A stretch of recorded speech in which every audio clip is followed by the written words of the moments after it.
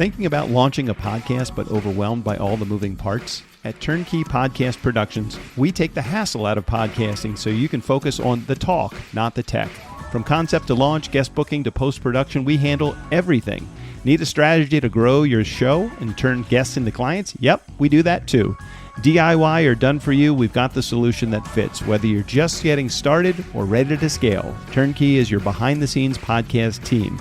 Turnkey Podcast Productions. Your voice, your message, fully produced. Learn more at turnkeypodcast.com/contact. That's turnkeypodcast.com/contact. Here's what you get with this episode of The Nice Guys on Business. So I had to figure out not only how to build a brand, but also build a factory and be on the manufacturing side and all of that. And now we have 230 people and we're global and growing fast and we're still doing it that way. And it's, some days it's like you wake up, you're like, oh my God, but this is my life's work. I love it. I really believe we're changing lives through fragrance. And actually, I know we are. That's because great. I get letters from people and I get calls from people all the time. And we have fan groups and you can go onto eBay and find someone selling an old limited edition for $1,000. Like it matters. It matters. And that makes me feel really great. What are we going to do today? Same thing we do every day, Pinky. Try to take over the world. Oh, and listen to the Nice Guys on Business podcast, of course. Go from where you are now to where you could be. Get expert tips to grow your business, to be more productive and more efficient, whether you're trying to build influence, grow your community, or make it rain. Best-selling author of Nice Guys Finish First, Doug Sandler, can lead the way. The Nice Guys on Business is produced by Turnkey Podcast Productions. Now, here's your host, Doug Sandler. All right, welcome back, Nice Guy community. Meet Nicole Eckels. She is the founder and CEO of Glasshouse Fragrances, a New Yorker who went from making candles in her kitchen to building a global fragrance brand with a seriously devoted fan base. I mean, we're talking cult-like following here. Nicole followed her own yellow brick road, and she's created a worldwide brand from New York City to Sydney, Australia. I'm assuming it's Sydney, not Ohio. It's in Australia. And created a company built on one big idea. Scent should do more than smell good. And I'm loving where we're heading between my facial products and my good smells. I love this. It should be able to take you anywhere. Fragrances should take you anywhere. Part science, part artistry, and part pure magic. Glasshouse Fragrances has spent the last 20 years turning candles and fragrances into full-on emotional experiences.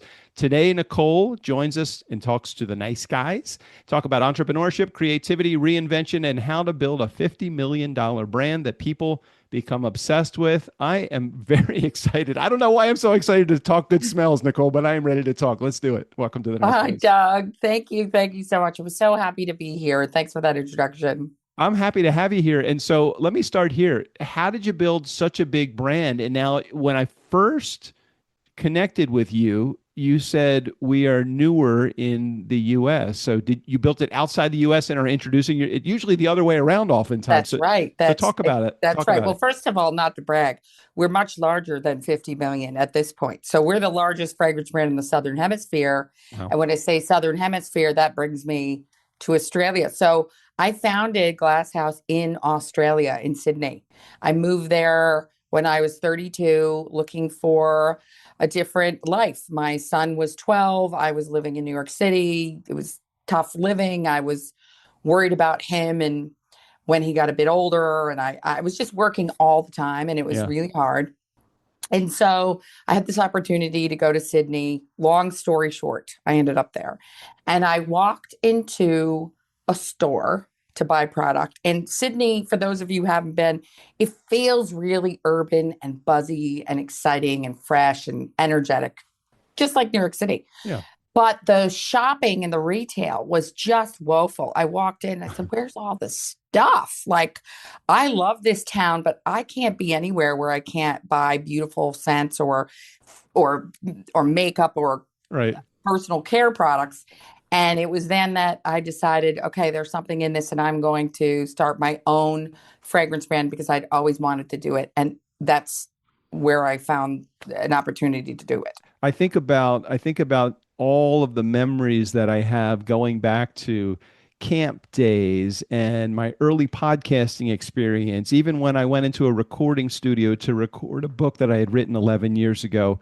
Every one of those experiences involves a smell. Whether it's the smell of the camp in the wood shop or silver shop, or working in a mechanic's shop and smelling the oil. I mean, I know that that's not a pleasant smell necessarily, but it is a smell that brings back and evokes memories. Was that a part of it for you, or were you always fascinated with fragrances, or how did the smell business get into your olfactory sense? Well, you just hit the nail on the head when you talk about fragrance. It is, I believe, one of the most powerful, if not the most powerful senses that you have. And it goes on in the background, and we know it's there. It triggers memory, it triggers all kinds of things, and it's super powerful. And I don't feel like we give it enough credit for what it can do for us. And to your point, I had the most amazing memories of scent. Hmm. Everything, even the smell of gasoline, to your point, Right. like that was, we're going out today. My dad would take us out. We're going to the fair or something fabulous and significant to me, and we would get gas. And I just love that smell. So it's very powerful. And no scent is better. Some scent is better than no scent at all. I mean, Mhm. you really do need it in your life. It does more than just smell good. It does a lot more than that. And I want to wield that power. And it's interesting also, as much as it can evoke positive emotions, there are smells, even pleasant smells, that could evoke negative emotions as well. I think about X. yeah, I think about the perfume that my ex-wife wore, or ex-girlfriend have worn, and I smell that and I'm like, there goes that heartache all over again. But it's almost like it's a pleasant smell but an unpleasant memory. I don't know if that helps. Yeah, and music does that too. Yeah. And I think humans, we understand that a bit more. We know how to use that. We're getting ready for a big night out. We're ready to have a party. We can put on music that does those things that make us feel better, that get us pumped up, whatever we're trying to do. Music does that. Scent does that too. We just don't pay attention to it enough. One of the And things, oh, sorry, go ahead. You go ahead. no, no, no, go ahead. I was just going to ask you just something about, I was reading your website as I was doing research for this, when your team connected your idea of coming on the show with me, and I thought about these things called destination fragrances. And I went to your website and I'm noticing that a number of your fragrances, maybe all of them for that matter, but a number of your fragrances have the name of a city that it might smell like, or a name of a region that it smells like. I never really thought about it that way, but yeah, there are parts of the world that smell differently because of spices, because of seasoning, for any number of reasons. Is that something that you created, or that you filled in a white space that nobody else was really working within? Well, no one was doing that at the time. And one of the things that my customer loves is travel, experience, glamour. And we all have, many of us have this desire to experience life and go on these beautiful destinations, exotic destinations, but we don't have time and we don't have the money, or we don't have some reason. There's something holding us back. So I thought, why can't I evoke that feeling Hmm. of what that could be like through scent to transport someone to these places? And that's kind of how the idea was born. And I would say that probably 80% of our fragrances are named after places. Yeah. Some are conceptual, like rendezvous. That is also a place or a thing could happen, but, it's not necessarily a geographical destination. So you started Glass House in your kitchen as a single mom in a new country. So what Yes. gave you really the confidence to be able, and I'm not saying this from any negative perspective. Those things are, my mom was a single mom, and I could imagine her going to work every day and just busting her hump just to make sure that she put food on the table. You started a business in a new country with a new kid, all of these things coming together. How did you know you had your hands on the right stuff, or at what point did you know you had your hands on the right stuff, other than just a hope and a prayer? Well, when I first started, I was doing them at my kitchen, and that was low capital and it was small scale and it was relatively easy to do. I was working a full-time job, so I kind of fitted it on the side. When I knew that I needed to stop doing everything else and focus on only this was once I managed to get a retailer to try and put these products in the store. Mm-hmm. And they sold out immediately. Wow. And I knew I was onto something. And I said, I am no longer going to go into an office every day and focus on building someone else's business when I can build my own now. And that was really the turning point for me to say, okay, it's time to get serious. And this is an idea. And also being American played a huge role in this Mm. because Australians aren't as capitalistic, I would say, as Americans are. They're just not. And, but in my mind, I had just moved there and I said, oh my God, this is such a white space. Everybody could see that, like, this is so obvious. If I don't quickly do this, someone else is going to do it. In fact, I used to sit there and feel like there were people plotting in their living room at that very moment to start the same thing I was trying to Right. start. And Yeah. I was so protective of my idea. I'd want to talk about it, but I couldn't. And it was just really funny. And there was one person I was talking to about it, but I couldn't tell him the idea. And then I'd tell him a little more. And then when I saw him the next time, I'd tell him a little more. And I knew he was interested in business, and I knew he had some resource that he could give to me Yeah. to do this if we wanted to do this together. And that was my angel investor. Isn't And that he's great? still in the business. How great is that? So a good partnership was made right out of that initial relationship that you guys have built. Yeah, it was because I didn't have much of a network. I was in a new country. All of my contacts were here, but I was onto something. And, when you get into personal care and candles and home fragrance and those sort of products, candles are deceivingly easy. People look at them and think, oh, anyone can, make a candle. I'll just pour for. They're one of the hardest things to make. Really? Hardest things to make. But most people will go and they'll ring up a contract manufacturer and do these things. Those options weren't open to me. So Mm. I had to figure out not only how to build a brand, but also build a factory and be on the manufacturing side and all of that. And now we have 230 people and we're global and growing fast and we're still doing it that way. And some days it's like you wake up, you're like, oh my God, but this is my life's work. I love it.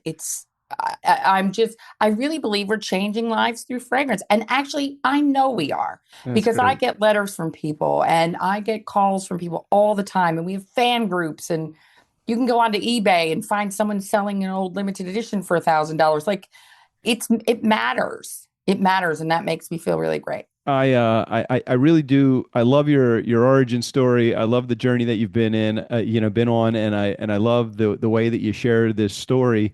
I think about the companies that create products, and the products are only as good as the customers or the clients or the people, the community that buys them. And one of the things that kept appearing over and over again was a cult-like following. So I'm really curious, was that by design? Did that just happen everybody wants to be like you think about companies like Apple or Ritz Carlton or Netflix or you think about those brands that are just people will go out of their way to not buy somebody else's product and they want to buy your product. Was that by design? I would like to take full credit for it and say, yes, it was. I knew exactly what I was doing, but that's not the case. A lot of entrepreneurs will start business with a mathematical formula, planning backwards to sell it in 5 years, right? So they Right. know what their margin needs to look like. They know what their EBITDA and so on. I didn't know any of that. All I knew is that I am one of the most difficult customers to please on the planet. And if I could produce goods that I thought were really good and I loved, then I figured I know most people will like it too. I know that sounds egotistical, full of myself, but it's true. I'm so difficult. And I use everything. I'm a heavy user of beauty. I have always been. I'm the girl that if you want to know the best face cream or hair care or candle fragrance, you ask me because I'll tell you because I use it all and I buy it all. And so I thought, I'm just going to focus on making the world's best products. That's all I can manage. I don't understand the other stuff, but I can do that. And that is what I did. And I think that's the key to success for us, because people that were also equally difficult to please really thought, wow, this is a great product. And when they try to swap us out for something else or try something else, they really just don't have the same experience. They come back again and back again. And then it's kind of like you get to the point, so actually, why should I buy anything else? I just love this, and it never lets me down, and everything else I'm taking a risk and maybe wasting a bit of money, and I don't want to do that. When I read about your products, I see words like premium, luxury, excess. Not excess in a negative way, but Yeah. but it's hard to create. It's hard to break into that market if you're not a name brand in something else that also created a luxury fragrance.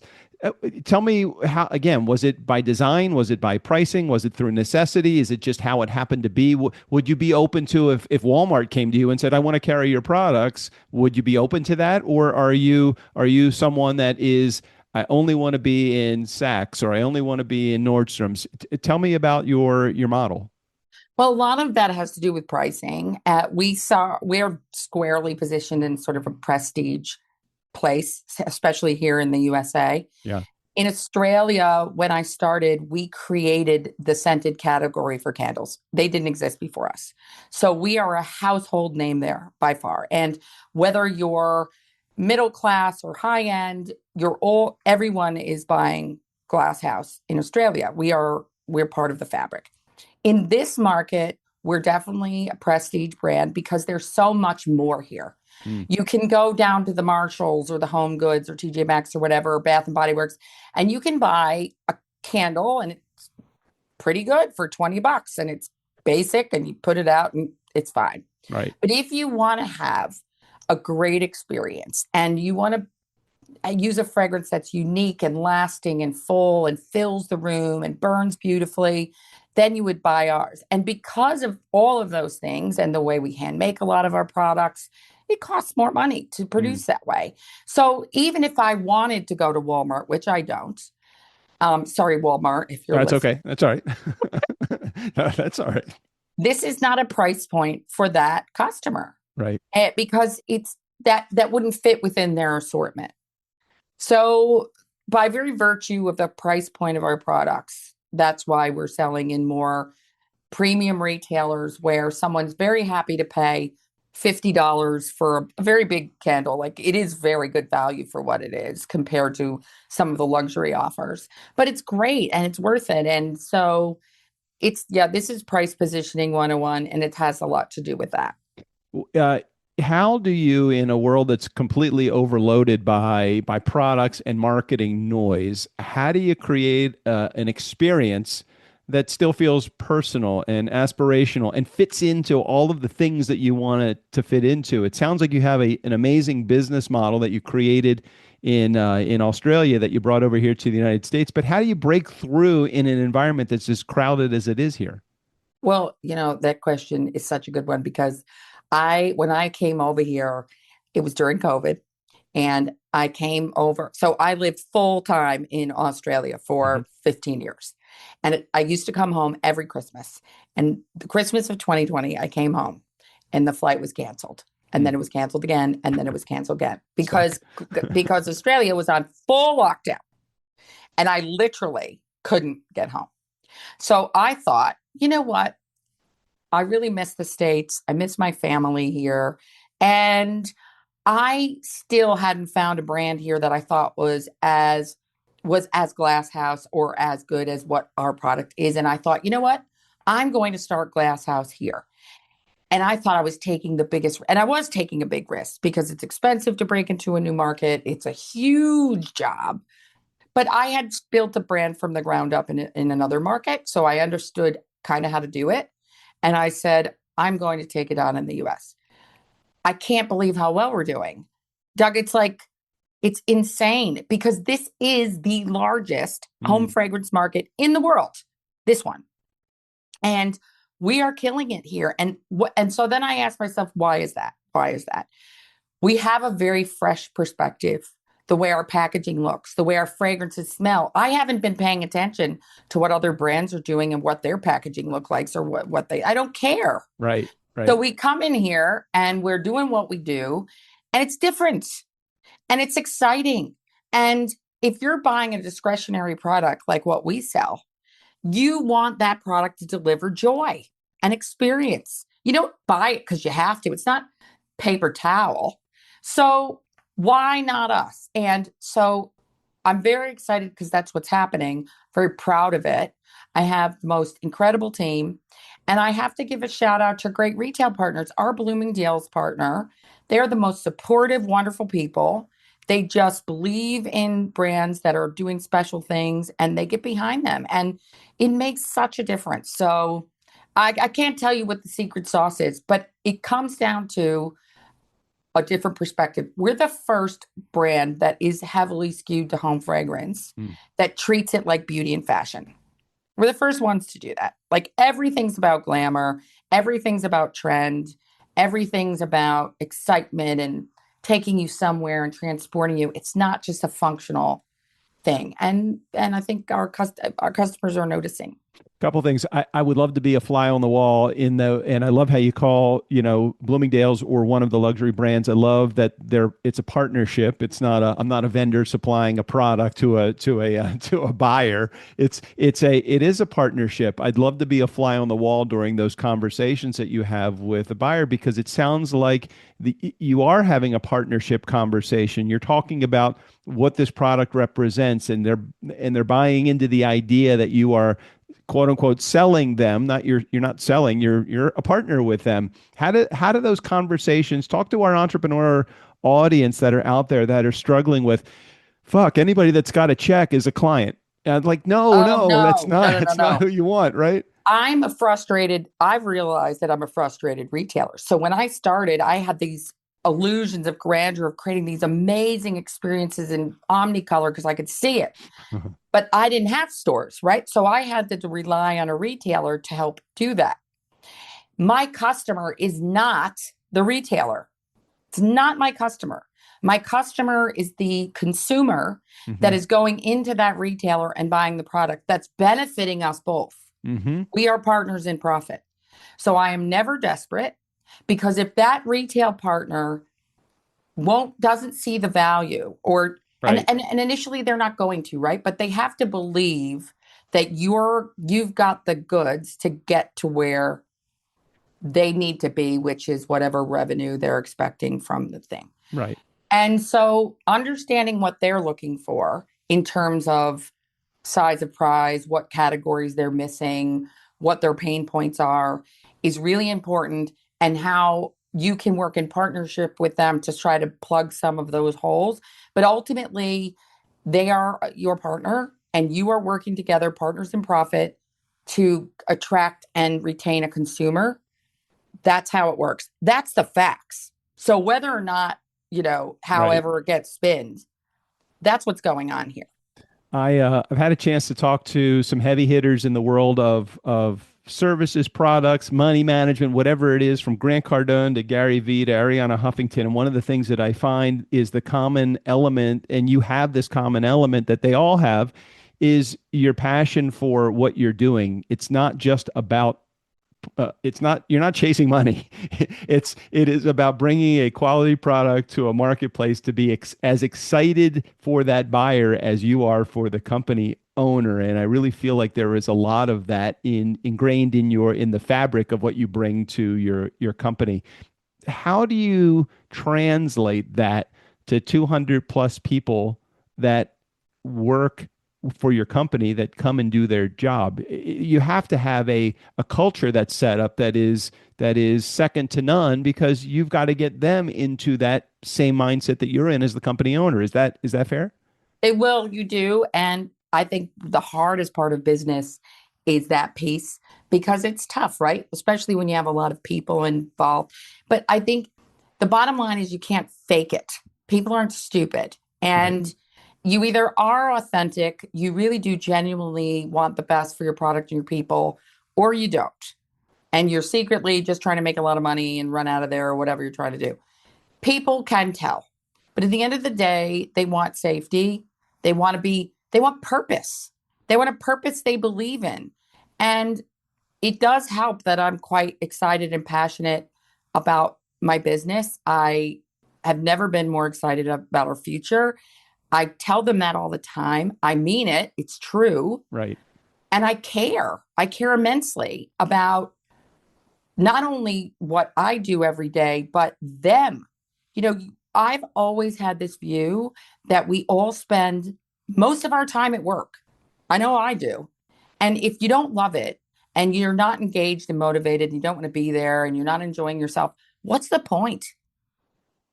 We've got one short, sweet life. So I try to bring that into the business. It's really tough. I mean, we're global now. I'm splitting my time between Sydney and New York, which sounds very glamorous, and it is, but it's also exhausting. And it comes with its own challenges, like getting to be with my people and work with them every single day. So that's created some fractures that I've had to try to figure out.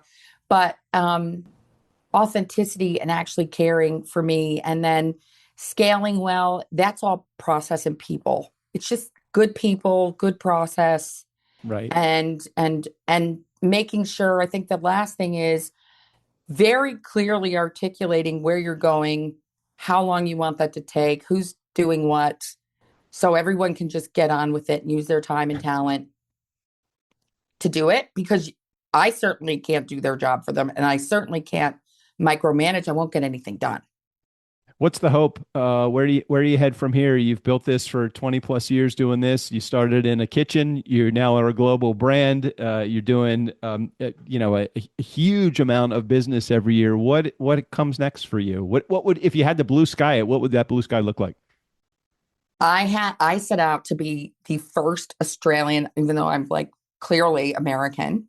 I set out, but I'm American Australian now. I have two passports. I set out to be the first global heavy hitting Australian fragrance brand. That is the journey we're on. I'm going to get there. We're going to get there. And the big part of our future is our stunning eau de parfums, which we're launching more and more of, because especially here in the US, everybody loves them. So yeah, that's what we're doing. I'm on the hustle, and I love it. From a personal perspective, who inspired you? I think about my dad. I mean, he was my business inspiration. Horrible dad, and he would say that too. And unfortunately, we lost him back in '96. But horrible dad, great business guy. I always think, what would my dad do in this particular situation? That's Who's that? What's wonderful. that question that keeps going through? Like, who are you trying to please, make happy? Channel so that you make the right decisions as you go about your day to day. Oh goodness, I have so many people that I turn to. One of the people I turn to, who I just adore, and I'm so lucky to have in my business, is my chairman, Stephen Heath. He's brilliant, and I've learned so much from him, and I continue to learn from him. I also have, the Joe obvious big people that I look at, like Steve Jobs. I'm like, oh God, he's so brilliant, and my mom too. She was, you know, I didn't understand it back then. She's now in her 80s, but such a powerhouse, and she had never managed to build a big business. But if it was a different time, I think she probably could have. Yeah. Yeah. And she's just so sassy, and you know, I love that about her. I My love strong women, but I love women that are without a chip on their shoulder. Agreed. Agreed. And men for that matter. I hate men that come into an environment feeling entitled because they're tall and they're good looking and they have an MBA. They feel like they're entitled to success, and fuck it, work for make it work. Yeah, You can't expect it to come to you. Make it, you do the work, do the that's hustle, right. man, do the hustle. Um, okay. Where do we want to send our listeners to? And for those of you that are out there listening, this was your opportunity to either grab a pencil or a piece of paper or whatever you're writing with, or just click the link in the show notes. We'll make sure we put a link to Nicole's site directly on the show notes. But what do we want people to do as a result of listening to this episode? Well, we don't want to be shameless advertisers, but of course you are welcome to visit our website or Bloomingdale's or Nordstrom for that matter and check us out and see what we're all about. I mean, it's beautiful, beautiful product. You won't be disappointed. And for the guys that are in our audience, there are men's products on Nicole's site also. So make sure you take a moment and check out those products as well. But don't forget the women in your lives or the mostly feminine males, just like me. I still like some of the good smells. We call that metrosexual. Yeah, metrosexual. Same thing. You would much more easily find me at a mall on a Sunday than watching a football game. So that's totally fine. Make sure you take a moment, go over to Nicole's site and check out all the products that she has. Nicole, thank you so much for sharing your message, your inspiration, and your journey with us in our Nice Guy community today. Thanks for being here. Thank you. Nice Guy community, never underestimate the power of nice or the power of a good olfactory scent. Special thanks to Nicole Eckels. All of our information, including access to our website, will be right there in the show notes. Steve O'Brien, go ahead and take us out of here. Friday advice and Tuesday interviews with people far more interesting than they are. Fill up your week with the Nice Guys. Have fun storming the castle.